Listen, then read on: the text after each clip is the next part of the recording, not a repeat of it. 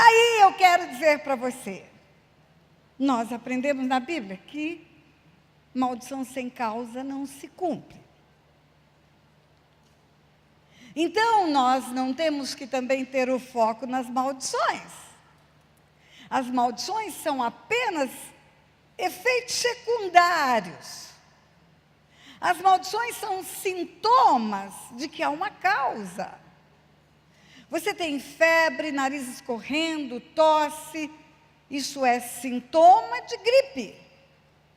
Agora, você não toma remédio para o nariz escorrendo e para a tosse, você toma remédio para a gripe.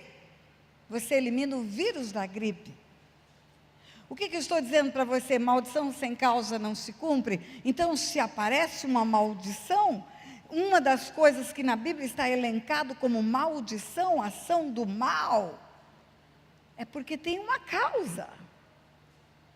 E aí eu não tenho que me preocupar com a maldição, eu tenho que me preocupar com a causa. Por que está acontecendo isso? Qual a razão de estar acontecendo isso? É a história das moscas nas fezes do cão, como eu falei ontem. Aí quando você imagina que maldição é um sintoma de uma coisa grave na nossa vida, maldição é um sintoma de algo muito sério na nossa vida no mundo espiritual, que vem para tirar a nossa vida abundante, a maldição acaba sendo uma bênção. Sabe por quê? Porque você tem uma febre alta, você corre para o médico. Só porque você teve a febre alta, que você descobre que tem uma infecção renal gravíssima que ia te matar. Se você não fosse para o médico por causa da febre, você morreria da infecção renal. Você não morre de febre, mas você morre de infecção renal. Então a maldição é um sinal vermelho, é um alerta. É o teu corpo, é a tua família, é a tua casa, é os teus bens dizendo, olha, tem um inimigo na área. Por algum lugar ele entrou.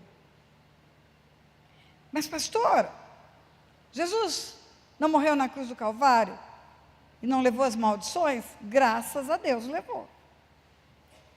Em Gálatas está escrito que ele fez-se maldito por nós. Maldito aquele que foi pendurado no madeiro. Mas ele não fez-se só maldição por nós, ele fez-se pecado por nós. Ele foi moído pelas nossas transgressões, o castigo que nos traz a paz estava sobre ele, pelas suas pisaduras fomos sarados. Ele fez-se enfermidade também por nós. Além de perdoar as nossas iniquidades, curou todas as nossas enfermidades. Mas, entretanto, contudo, todavia, nada disso é automático. No mundo espiritual, nada é automático. Escuta bem, tudo funciona dentro de leis. Quem dá o start sou eu. Na cruz do Calvário está lá o perdão da humanidade. Deus amou o mundo de tal maneira que deu o Filho para salvar o mundo. Agora a pergunta é, os 8 bilhões que estão sobre a face da terra estão salvos? Não. Quem está salvo? Quem vai à cruz. Quem está salvo? Quem vai a esse depósito de perdão e diz, eu quero. Não é automático. Tem um start que eu tenho que dar. A Bíblia também fala que Ele curou as nossas enfermidades. A pergunta é, não adoecemos mais? Nenhum de nós adoece. O dia que entrega a vida para Jesus, acaba o plano de saúde, pode rasgar, jogar fora, nunca mais vai precisar. Adoecemos. E quando adoecemos, porque temos um corpo corruptível, nós vamos à cruz pedir cura, pedimos cura. Oramos, temos milagres, todo dia recebemos notícia de milagres, todo dia temos histórias de cura. Jesus curava todos, ele andando de aldeia em aldeia, de cidade em cidade, curava todos. A Bíblia diz que levavam a ele os enfermos e ele a todos curava. Mas Jesus não chegava nas aldeias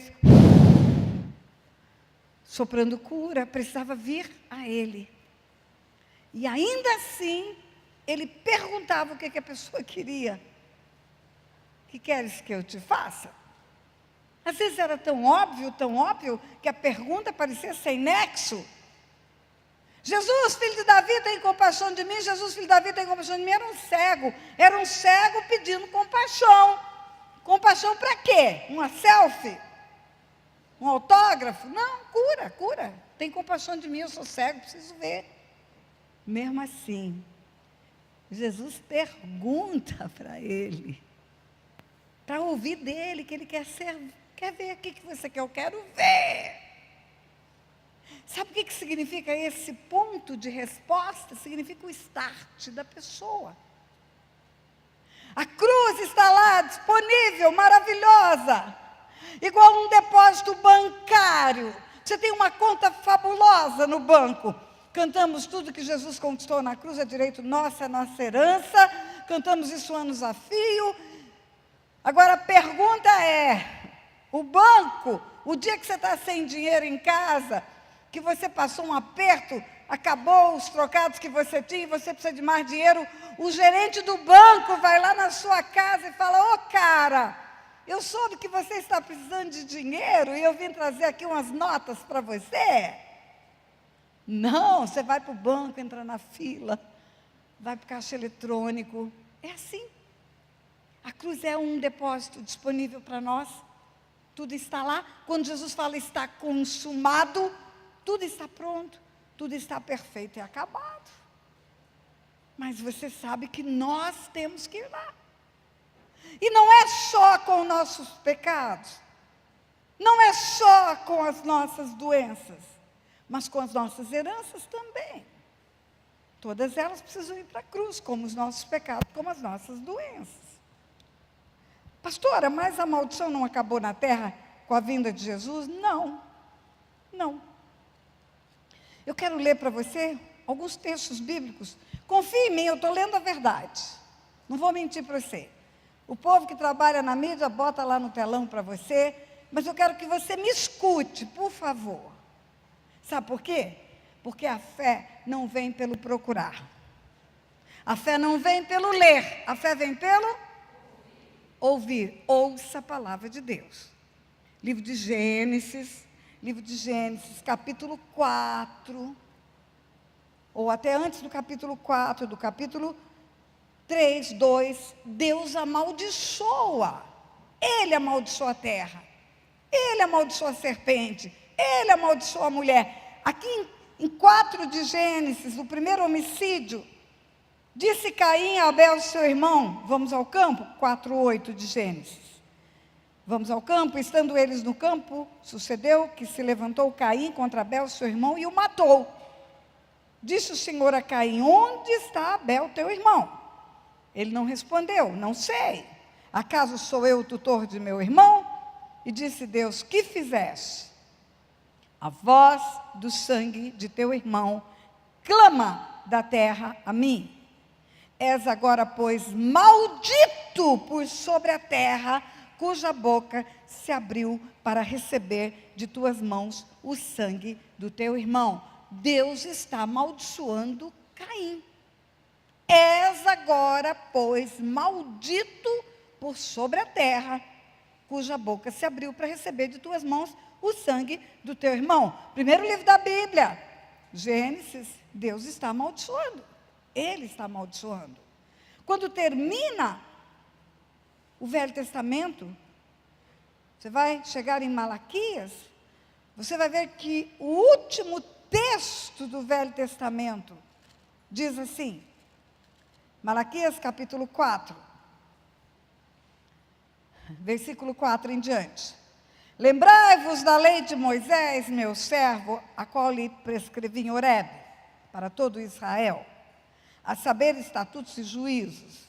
Eis que eu vos enviarei o profeta Elias, antes que venha o grande e terrível dia do Senhor. Ele converterá o coração dos pais aos filhos, e o coração dos filhos a seus pais, para que eu não venha e fira a terra com maldição. Ele converterá o coração dos pais aos filhos, e o coração dos filhos a seus pais, para que eu não venha e fira a terra com maldição. Ele termina o Velho Testamento profetizando uma unção especial sobre a terra. O espírito de Elias não é Elias em uma reencarnação. O espírito de Elias é o espírito de Deus que veio sobre Elias para fazer um confronto de uma geração pervertida, para confrontar governos pervertidos, para confrontar famílias pervertidas, para confrontar o povo de Israel, que não sabia se servia a Deus ou Baal. Ele chega e fala: escolhei hoje a quem servis, ou a Deus ou a Baal. O espírito de Elias é uma unção de ousadia, é uma unção profética que confronta o morno, e chega e fala: ou fica quente ou fica frio, para não ser cuspido fora. Deixa eu fazer um parênteses para te contar uma história que eu nunca contei em pregação nenhuma, mas é show. Pensa numa história show. Você sabe que existem facções de crime no Brasil? Você sabe que existe uma facção muito forte, chamada Comando Vermelho. Você sabe que o Comando Vermelho tem um líder, todas as facções têm um líder. E o líder do Comando Vermelho nasceu na região de Bauru. Ali a família dele mora, ali moram as primícias da sua história, estão ali em Bauru. E aí esse moço, por caminhos errados, andou, entrou para o crime, virou bandidão. Mas a mãe dele é crente. A mãe dele é crente, e a mãe dele ora por ele noite e dia, como qualquer mãe crente. E a mãe dele falou para ele: olha, o dia que você matar um crente, que você sabe que é cristão, e que você matar, eu paro de orar por você. E é só porque eu oro por você que você está vivo ainda. E aí o cara está na cadeia, mas ele comanda da cadeia mesmo, todo o grupo dele. E há uma ordem dele para a turma dele, que não toque crente, porque senão a mamãe vai parar de orar.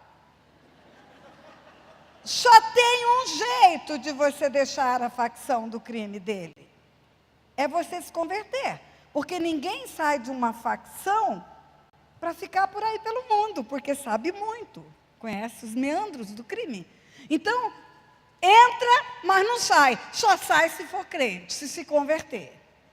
Aí, uma pessoa que foi do comando, que se converteu, que foi para o Silk lá perto, me contou o seguinte, ele disse: pastor, é assim, a gente chega e fala: ó, encontrei Jesus, vou embora, não quero mais.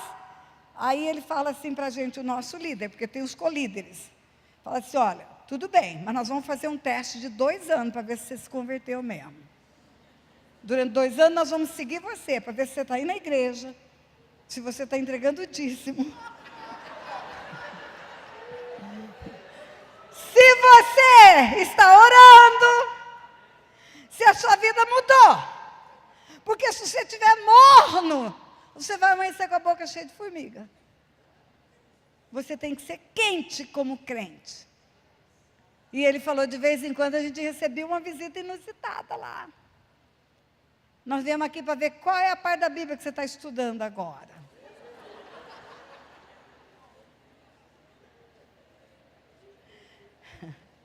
É show, não é? Deus usa até a mula, né?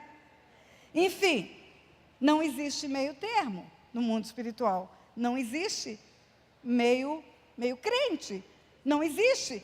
E assim era o povo no tempo de Acabe. E chega Elias e fala: escolha hoje. Ou é quente ou é frio. Toma a decisão. Ou vai para o Senhor ou vai por justa causa para o inferno logo. Faz logo a tua bagunça toda. Termina o Velho Testamento dizendo que antes que viesse o grande terrível dia do Senhor, antes do julgamento, antes do dia final, Ele ia enviar a palavra da profecia de Elias, que é o confronto com o pecado. E essa palavra é maldição. Ele fala: para que eu não venha e não fira a terra com maldição. É o que está escrito. E aí você vai para o último livro da Bíblia, Apocalipse, último capítulo, o 22, e lá está escrito assim: então me mostrou o rio da água da vida, brilhante como um cristal, que sai do trono de Deus e do Cordeiro, e no meio da sua praça, de uma a outra margem do rio, está a árvore da vida, que produz 12 frutos, dando seu fruto de mês em mês. E as folhas da árvore são para a luz, para a cura dos povos. Nunca mais haverá qualquer maldição. Nela estará o trono de Deus e do Cordeiro. Os seus servos servirão, contemplarão a sua face, e na sua fronte está o nome dele. Então já não haverá mais morte, nem precisam eles de luz de candeia, nem de luz de sol, porque o Senhor Deus brilhará sobre eles e reinarão sobre os séculos dos séculos. Está falando do quê? Está falando da eternidade com Deus, está falando do céu, está falando da vida eterna, está falando do reino que vai se implantar, do reino da luz. Ninguém precisa de lanterna mais. E está escrito que só lá, não haverá mais maldição. É o que está escrito. Aí não haverá. Haverá é o tempo futuro do verbo. Haverá é algo que ainda não aconteceu, ainda não acabou. A Bíblia inteira, ela fala de maldição. A Bíblia inteira, ela fala de consequência geracional de pecado. A Bíblia inteira mostra ações de heróis da fé, ações de homens que eram ligados ao Senhor, que deixam heranças malignas para os seus filhos, mostrando que tem uma lei de herança. Aí nós ficamos modernos, pós-modernos, e batemos no peito e dizemos, não, aquele que está em Cristo é nova criatura, as coisas velhas já passaram, tudo se fez novo, e aí a maldição já foi embora, porque coisas velhas está incluída a maldição. Aquele que está em Cristo é nova criatura, as coisas velhas já passaram, tudo se fez novo. Sim, sim. Aquele que está em Cristo nasce de novo e pode começar a andar na luz. E pode romper com todas as cadeias malignas. E tem a chave do reino dos céus, que liga e desliga, e pode desligar tudo que espiritualmente aprontou, e pode ligar ao reino da luz, e pode concordar em oração, confessando pecados, tudo isso pode. Mas isso não significa que a igreja do Senhor, a igreja está imune para a ação do mal, porque se converteu. Pastora, a senhora enlouqueceu? Não. Eu quero ler para você qual é a epístola que está escrito que as coisas velhas já passaram, de Paulo aos Coríntios. Qual é a igreja? Igreja de Corinto. Para onde que Paulo escreveu? Para Corinto. Paulo está em Roma, escreve uma carta. E nessa carta ele fala, quem está em Cristo é nova criatura. Nova criatura, novo tempo, novo começo, metanoia, mudança de mente. Caminhar em rumo diferente. Agora você era acumulador de lixo. Aí você encheu a sua casa de lixo. Aí você acorda, entrega a vida para Jesus, nunca mais cata lixo. Você é nova criatura, não é mais acumulador. Mas e o lixo que você botou dentro de casa? Você precisa limpar. Você precisa tirar de lá. Presta atenção, carta de Paulo aos Coríntios, capítulo 5. Ele escreve para Corinto, para a igreja de Corinto. Escreve assim, geralmente se ouve que há entre vós imoralidade. Imoralidade tal, como nem mesmo entre os gentios. Isto é, haver quem se atreva a possuir a mulher do seu próprio pai. Olha bem. Na Bíblia não tem letra inútil nem palavra desnecessária, eu já falei isso aqui ontem. Geralmente se ouve que há entre vós imoralidade, não significa um dia aconteceu uma imoralidade. Não significa teve um caso no meio da igreja, oh que dó. Geralmente é geralmente. Geralmente eu levanto e sento, eu caminho, não é uma vez. Geralmente eu gosto de beber água de coco na hora que eu estou pregando. Ela ajuda com as minhas cordas vocais. Geralmente, eu tomo 2, 3 banhos por dia. Isso não significa ocasionalmente. Isso não significa de vez em quando. Geralmente eu acordo tal hora, geralmente eu durmo tal hora. Isso é uma rotina, é uma repetição. Geralmente se ouve que há entre vós imoralidade. Paulo está escrevendo para quem? Para a igreja de Corinto. Imoralidade tal, como nem mesmo entre os gentios. Pior do que no mundo, ele está dizendo. Ele está dizendo, essa igreja aí está um pouquinho pior do que o mundo lá fora. Essa igreja não ainda mudou de ímpio para santo, ainda precisa consertar. E aí ele diz, haver alguém que se atreva a possuir a mulher de seu próprio pai. E contudo, andais vós ensoberbecidos, e não chegaste a lamentar, para que fosse tirado do vosso meio quem tamanho ultraje praticou. Paulo está dizendo, e vocês não estão fazendo nada? Vocês estão aí vendo o pecado no meio da igreja, e vocês estão de nariz em pé, batendo no peito, feliz da vida, porque um dia levantaram a mão, entregaram a vida para Jesus e niente, mas nada te importa agora? Aí ele continua. Eu, na verdade, ainda que ausente em pessoa, mas presente em espírito, já sentenciei como se estivesse presente. Que o autor de tal infâmia seja, em nome do Senhor Jesus, reunidos vós e o meu espírito, com o poder de Jesus, nosso Senhor, entregue a Satanás para a destruição da carne, a fim de que o espírito seja salvo no dia do Senhor. Ai, ai, ai, diga ai, ai, ai. Você não tem ideia como esse texto me ensinou coisas, esse pequenino texto da Bíblia. Ele me ensinou, por exemplo, que no mundo espiritual, não tem tempo e não tem distância. Que a nossa percepção de tempo e de distância estão ligados ao nosso limite de corpo.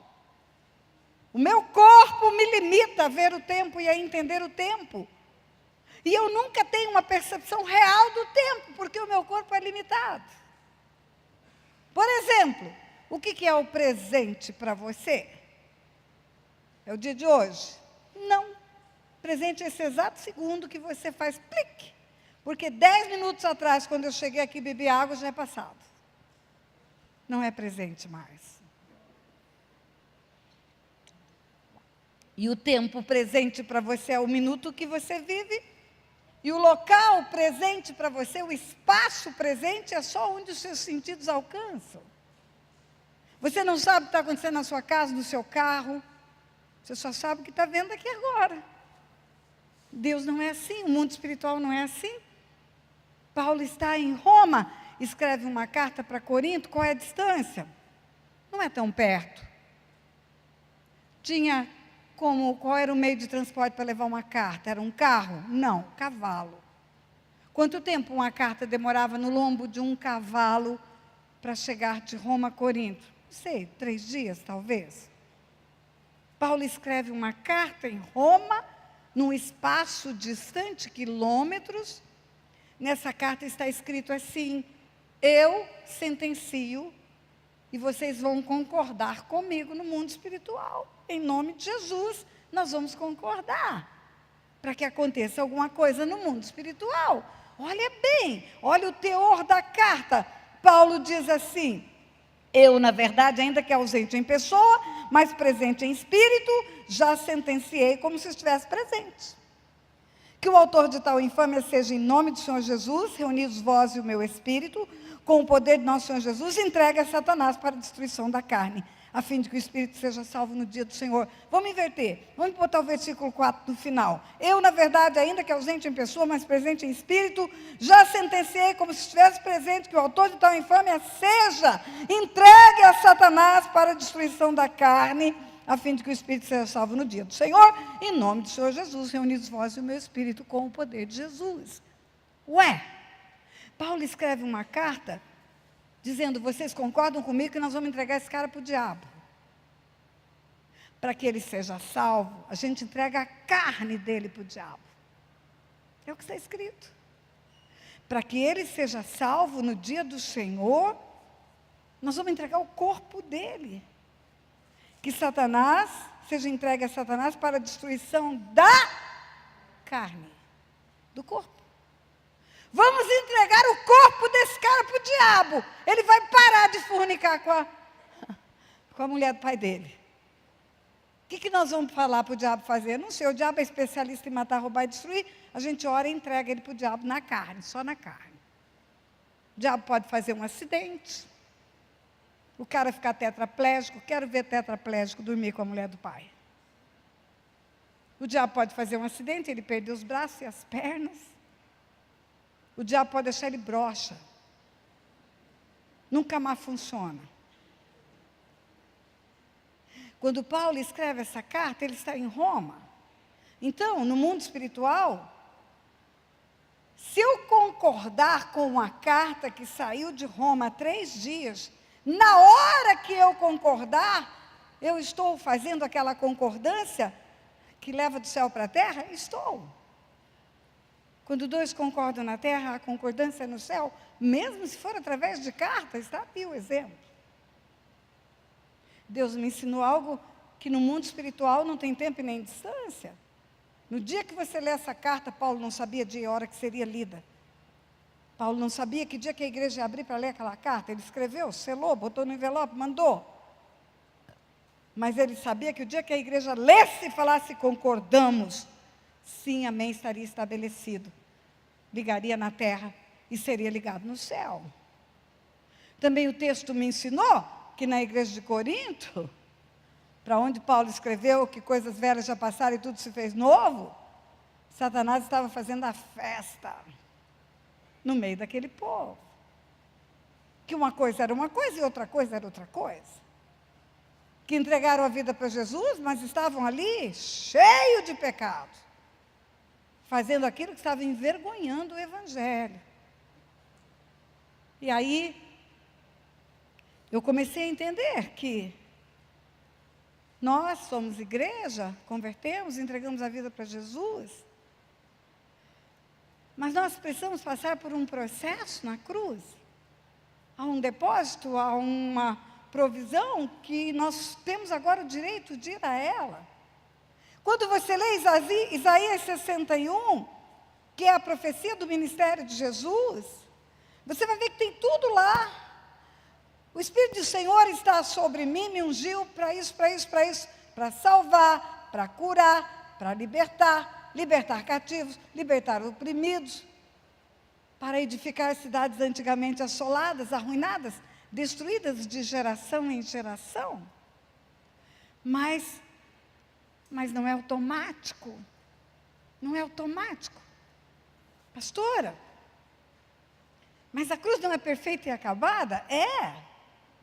Quando Jesus diz está consumado, ele arrancou as chaves da morte e do inferno, tem nas suas mãos, com ela vai aprisionar Satanás num lago de fogo de enxofre por toda a eternidade, abriu a porta dos presídios eternos, e o homem pode sair se quiser. Mas é o homem que tem que tomar a sua atitude. As portas do mundo espiritual são abertas e fechadas pelo lado de dentro. Confissão de pecados pessoais vai limpar a minha vida pessoal. Confissão de pecados geracionais vai terminar com as minhas heranças. Aí eu vou entender porque está escrito em Levítico, quando fala de bênçãos e de maldições. Bênção, Levítico 26, bênção, a partir do versículo 3, vai acontecer isso, se você obedecer, promessas de bênçãos. A partir do versículo 14, se você desobedecer, vai acontecer tudo isso, promessa de maldição. Mas quando chega no versículo 40, está escrito assim: mas, se confessarem as vossas iniquidades, e as iniquidades dos vossos pais, que cometeram contra mim, eu me lembrarei da minha aliança com Jacó, com Isaac, com Abraão, da terra eu me lembrarei. Se confessarem as vossas iniquidades e as iniquidades dos vossos pais. Espera aí, pastor, agora a senhora embaralhou minha cabeça. Eu confesso o meu pecado para ter o perdão do meu pecado. Se eu confesso o pecado dos meus antepassados, eu tenho o perdão do pecado dos meus antepassados? Não. Você tem o reconhecimento de que há uma herança maligna sobre a sua vida. Confessar pecados geracionais significa reconhecer que foi construída uma herança para a minha vida. Não tem o poder de trazer salvação para quem já morreu, porque a alma que pecar, essa morrerá. Mas tem diante de Deus o poder de apresentar a herança maligna reconhecida por mim e ficar livre dela. Vamos voltar juridicamente para o assunto do traficante. O traficante morre, deixa um big de um patrimônio, tem 2 filhos crentes que não querem o patrimônio. Não querem. Eles sabem que aquele dinheiro está marcado pelo sangue, eles sabem que famílias foram destruídas, e eles não querem herdar. O que eles precisam fazer para não herdar? Eles precisam constituir um processo de renúncia ao direito de herança. Como é que é? Bom, primeiro eles declaram a herança. Apresentam todas as escrituras, todos os registros de imóveis, todos os documentos de carro. Eles têm que provar a herança. Eles apresentam documentos que provam que eles são herdeiros. Certidão de nascimento. E quando eles se apresentam como legítimos herdeiros e apresentam a herança real existente, eles podem renunciar especificamente àquela herança. Livre, espontânea vontade, na plenitude das suas faculdades mentais, eles renunciam. O juiz até assusta, porque não é comum ninguém renunciar à herança. Manda chamar, pergunta, você está sendo pressionado? Não, eu não quero herança. Eu estou no exercício livre da minha vontade. Mas não pode renunciar à herança sem confessar a herança. Porque senão a herança não existe, se não for confessada. Declarar a herança, confessar que ela existe, reconhecer que ela existe, é que vai dar o direito do herdeiro renunciar a alguma coisa, e não é genericamente. E eu tenho notícia para te dar. Quando começamos a aprender sobre isso, eu falo quando nós começamos, estou falando como igreja. Primeiro negamos a existência de herança.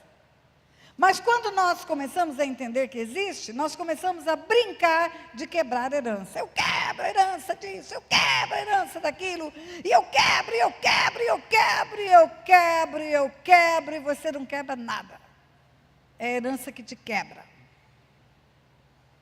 Pode fazer reunião toda semana de quebrar maldição, que a maldição não é quebrada. Por quê, pastora? Porque não existe quebra de maldição na Bíblia.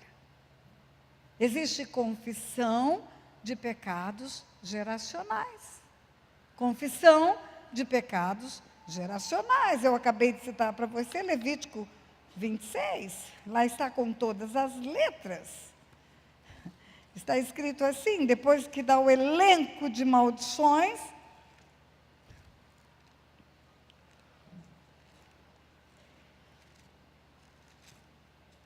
Versículo 40 de Levítico 26, mas se confessarem a sua iniquidade e a iniquidade de seus pais, na infidelidade que cometeram contra mim, como também confessarem que andaram contrariamente para comigo, pelo que também fui contrário a eles e os fiz entrar na terra dos seus inimigos, se o seu coração incircunciso se humilhar e tomarem eles por bem o castigo da sua iniquidade, então me lembrarei da minha aliança com Jacó, da minha aliança com Isaque, da minha aliança com Abraão, e da terra me lembrarei. Existem 2 itens para resolver uma herança, está muito claro aqui. Primeiro é confessar. Agora, para eu ter o direito de confessar a herança, eu preciso primeiro confessar o meu pecado. Eu tenho que chegar limpo diante de Deus do meu pecado, daquilo que é minha responsabilidade pessoal. Primeiro eu tenho que me alinhar com o céu, conectar com o Wi-Fi do céu. Aí eu chego e confesso o meu pecado, nessa hora eu me limpo. Aí eu posso chegar e confessar as heranças espirituais. Eu posso confessar as iniquidades dos meus antepassados. Mas tem mais um tópico aqui. Confessarem a sua iniquidade, a iniquidade de seus pais, na infidelidade que cometeram contra mim, como também confessaram que andaram contrariamente para comigo, pelo que também fui contrários a eles, e os fiz entrar na terra dos seus inimigos. Se seu coração incircunciso se humilhar, porque só confessa pecado com humilhação, quem não se humilha justifica o pecado. Quem não se humilha está dando causa para o pecado, razão para o pecado. Quer ver o que é justificar pecado? É Adão falando para Deus, foi a mulher que o Senhor me deu. Ao invés de dizer, pequei contra o Senhor. Pequei contra o Senhor. Justificar pecados é arrumar razão para pecar. Primeiro tópico, confesse o seu próprio pecado, não o justifique. Segundo tópico, aí você pode confessar as heranças. Terceiro tópico, tomar por bem o castigo da iniquidade. O que é tomar por bem o castigo da iniquidade? Deus, o Senhor é justo, por isso está vindo juízo sobre a minha vida. O Senhor é justo, o Senhor tem leis, as leis foram transgredidas. O Senhor está fazendo aquilo que na tua lei o Senhor disse que faria, visitaria a iniquidade dos pais dos filhos. Sabe qual é a nossa tendência? Não fui eu não tenho nada com isso. Foi escolha do meu pai, da minha mãe, do meu tio, do meu avô. Tomar por bem o castigo da iniquidade é reconhecer a justiça de Deus. Jeremias 9, 23. Deus diz assim, não se glorie o rico na sua riqueza, o sábio na sua sabedoria, o forte na sua força. Mas o que se gloriar, glorie-se em me conhecer e saber que eu faço misericórdia, justiça e juízo na terra. Misericórdia, justiça e juízo. Misericórdia, justiça e juízo. Diga misericórdia, justiça e juízo. Diga misericórdia, justiça e juízo. E disso me agrado, diz o Senhor. Eu me agrado disso. Aí a nossa tendência é dizer, ele não é justo. Porque eu estou levando aquilo que meus pais que tinham que levar. Daniel estava num cativeiro da Babilônia. Ele foi adolescente para lá.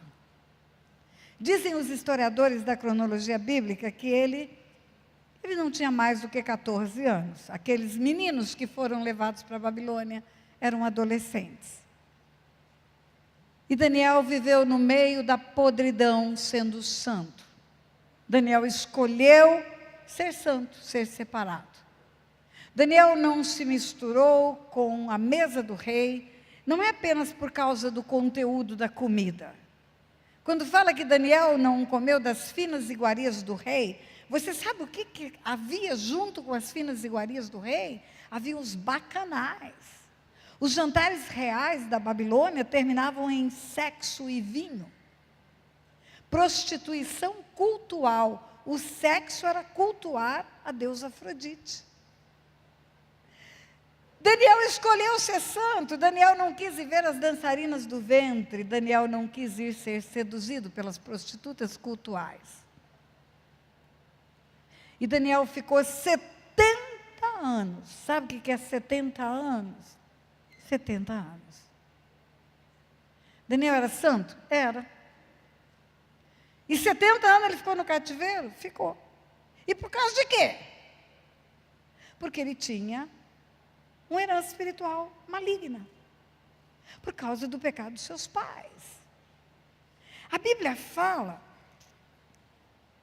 que um dia Daniel pegou o livro de Jeremias para ler. Um profeta de 70 anos pega o livro de Jeremias.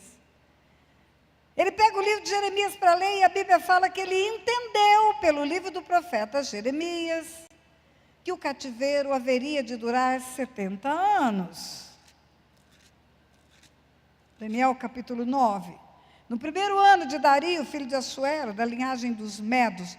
Primeiro ano de Dario, filho de Assuero, da linhagem dos Medos, que foi constituído rei no reino dos caldeus. Presta atenção, na Bíblia não tem letra inútil nem palavra desnecessária. Deus não está querendo que você seja um expert em história, não é isso não.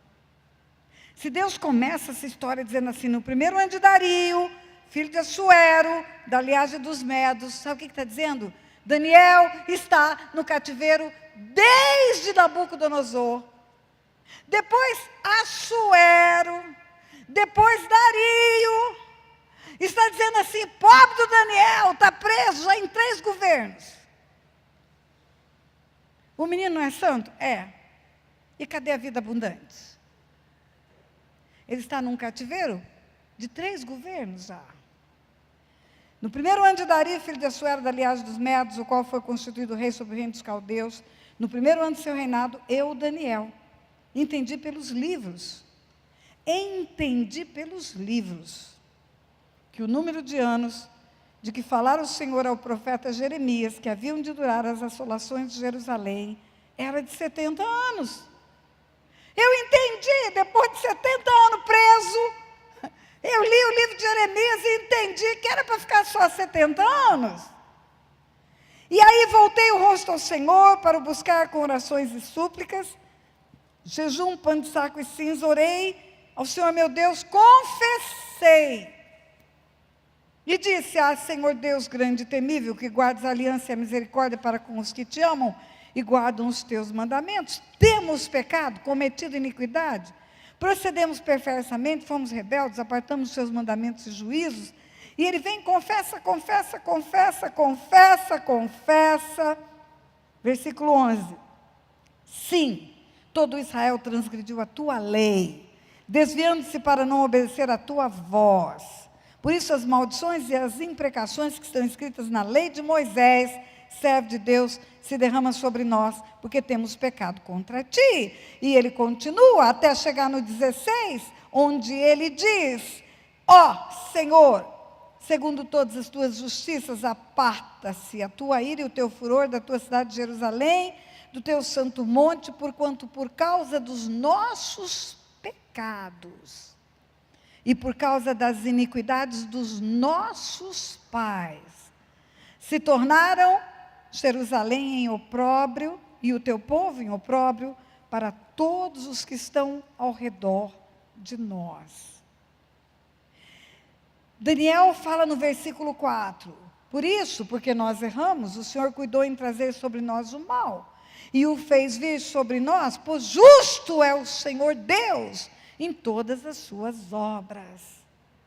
Ele reconhece que o juízo que está sobre eles é fruto da justiça e não da injustiça. Ele reconhece que o cativeiro decorre da iniquidade de seus pais. Ele diz que ele entendeu pelo livro do profeta Jeremias que o cativeiro duraria 70 anos. Agora, ele não leu só esse versículo de Jeremias. Não. Eu não leria só um versículo. Se eu estou num cativeiro há 70 anos, e Deus me mostra um versículo que fala desses 70 anos de cativeiro, eu vou querer ler todo o livro de Jeremias, e foi o que ele fez. E lá no livro de Jeremias, o que ele encontra? Ele encontra Jeremias 2, por exemplo, escrito assim, eu vos introduzi numa terra fértil, é Deus falando pela boca do profeta para o povo de Israel. Eu vos introduzi numa terra fértil para que comesses o seu fruto e o seu bem, mas depois de terdes entrado nela, vós a contaminastes e da minha herança fizeste abominação. Os sacerdotes não disseram onde está o Senhor? E os que tratavam da lei não me conheceram, os pastores prevaricaram contra mim, os profetas profetizaram por Baal e andaram atrás de coisas de nenhum proveito. Está falando de ídolos. Portanto, versículo 9 está escrito, portanto, porque os seus pais fizeram isso, portanto, ainda pleitearei convosco, diz o Senhor, e até com os filhos dos vossos filhos eu pleitearei. Filho de filho é neto. Filho de filho é a terceira geração. Ele foi para o livro do profeta Jeremias e leu, onde Jeremias escreveu, que foi boca de Deus para falar para o povo, ó, vocês entraram na terra que Deus deu. E vocês foram se enfiar na idolatria dessa terra. Vocês, ao invés de adorar Deus, foram adorar Baal. Porque os ídolos são totens, moradias de demônios. E aí, por causa disso, assim diz o Senhor, Ele pleiteará convosco e até com os filhos dos seus filhos. Quando Daniel leu, Daniel entendeu, ele falou, eu sou filho do filho, eu sou o neto. Eu estou no cativeiro porque 70 anos já tem 3 gerações. É o filho do filho do filho. Daniel entendeu, é por isso que eu estou aqui. E Daniel continua a ler o livro? Claro, eu continuaria também. Chega no 16 de Jeremias, ele lê que Deus mandou recado para o povo, que ia entrar em tempo de choro, ia acabar o tempo de alegria. Havia uma expressão em Israel, tempo de noivo, tempo de noiva, tempo de alegria. E Deus fala assim, pela boca do profeta, 70 anos atrás. Tudo que ele está lendo, Jeremias escreveu 70 anos atrás. Capítulo 16, versículo 9, porque assim diz o Senhor dos Exércitos, o Deus de Israel, eis que farei cessar neste lugar, perante vós, em vossos dias, voz de regozijo, voz de alegria, canto do noivo e canto da noiva, eu farei cessar a alegria aqui. Versículo 10, quando anunciares a este povo todas estas palavras, e eles te disserem, por que nos ameaça o Senhor com todo esse grande mal? Qual é a nossa iniquidade? Qual é o nosso pecado que cometemos contra o Senhor nosso Deus? Então lhes responderá, porque os vossos pais me deixaram, diz o Senhor, e se foram após outros deuses, e os serviram, e os adoraram, a mim me deixaram, e a minha lei não guardaram, herança, maldição herdada. Você entendeu? Você entendeu que Daniel foi para o livro do profeta Jeremias? E leu, porque Jeremias exortava o povo da parte de Deus e escrevia. Jeremias chega para o povo e fala, o Senhor manda um recado, vai vir chumbo grosso. Vai vir chumbo grosso, vai acabar a voz de noiva, a voz de alegria, vai ser choro só, vocês vão levar muita lambada. Aí o povo fala, o que nós fizemos? Por que Deus está bravo? Por que Deus está mandando ameaças pela boca do profeta? Aí Deus diz para o profeta, você vai responder, profeta, porque os vossos pais me deixaram, a minha lei não guardaram, e se foram adorar ídolos, coisa de nenhum proveito, por isso vai vir chumbo grosso agora sobre vocês. Quando Daniel leu tudo isso, certamente como profeta que era, ele foi ler também o livro da lei. Ele foi entender esse negócio de herança. E quando ele foi para o livro da lei, Levítico, ele leu. Maldição é isso, isso, isso. Bênção é isso, isso, isso. No final da maldição. Mas, se confessarem as vossas iniquidades e as iniquidades dos vossos pais, que cometeram contra mim, e tomarem por bem o castigo da iniquidade, eu me lembrarei da minha aliança. E vai mudar o quadro. É por isso que Daniel foi confessar pecado. É por isso que o moço santo, separado, um exemplo de santidade, foi confessar pecado.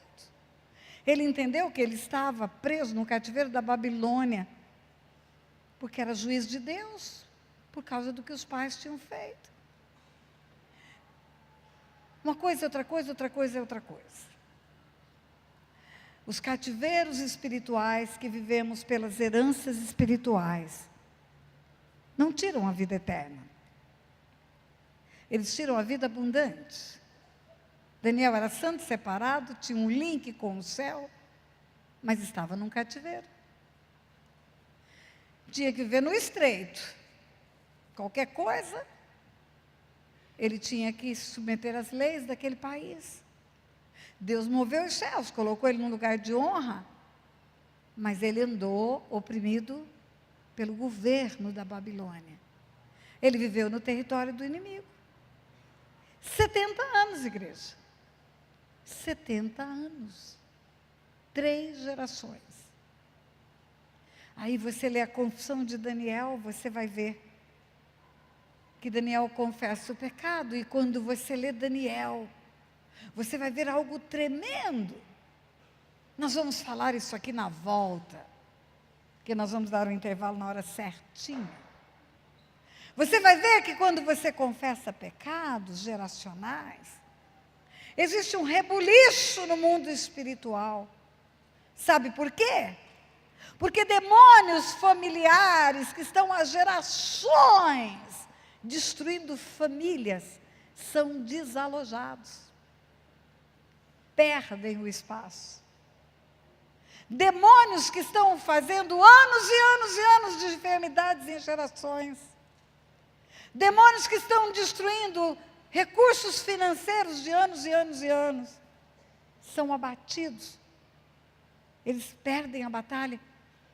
Por isso que quando um povo se levanta para confessar pecado, o inferno fica endemoniado. Fica endemoniado. Daniel fez a sua confissão. Aconteceram algumas coisas que nós vamos ver na volta. E houve o rompimento de um cativeiro. Queridos, eu vou dizer uma coisa para vocês: contra fatos não tem argumentos. Se nesse lugar, todas as famílias aqui representadas estão vivendo a vida abundante sem ter nenhum tipo de sintoma de que há um peso espiritual, se todo mundo está colhendo exatamente o que planta, prosperidade, se todo mundo que está aqui não tem um histórico de enfermidades graves, mortes prematuras, se todo mundo que está aqui não tem tido perdas de família, se todo mundo que está aqui só tem bênção para contar, eu vou dizer para você, terminou essa primeira parte, pode ir para casa. Mas se você vê na sua casa, na sua família, sintomas claros de que tem um ladrão matando, roubando e destruindo, tirando a vida abundante que Jesus veio para te dar. Você faz o seu intervalo, vai cuidar do seu piar, come, e depois do intervalo você volta, que nós vamos dar um couro no cão nessa noite. Nós vamos dar um couro no cão.